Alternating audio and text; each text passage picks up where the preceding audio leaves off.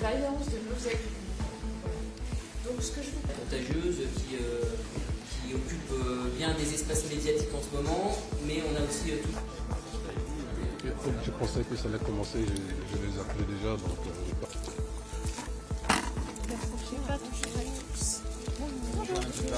Voilà, une journée.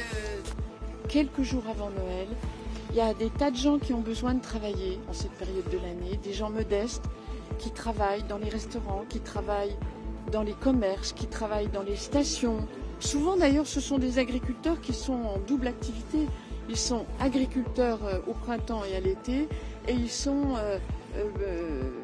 employés comme saisonniers dans les stations de ski.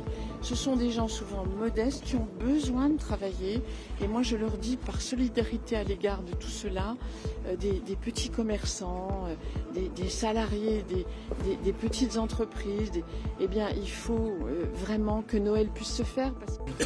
son envie de plus de planification agricole et ses difficultés notamment depuis 2023, qu'est-ce que vous tirez Votre ministère a annoncé qu'il n'y avait aucun nouveau foyer de dermatose depuis lundi. Est-ce que vous êtes sur la bonne voie?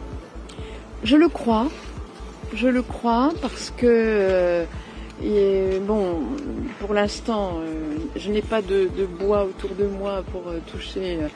Je scrute chaque fin de journée en priant le ciel que nous n'ayons pas d'autres qu'à foyer parce que, évidemment, vous comprenez aisément pourquoi. Des échanges aujourd'hui avec les exploitants agricoles.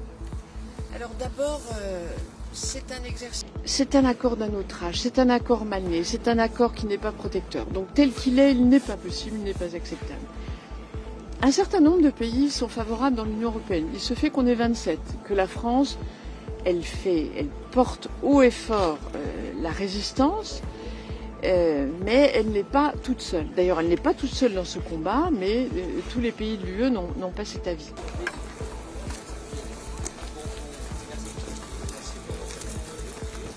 Bon retour et à bientôt.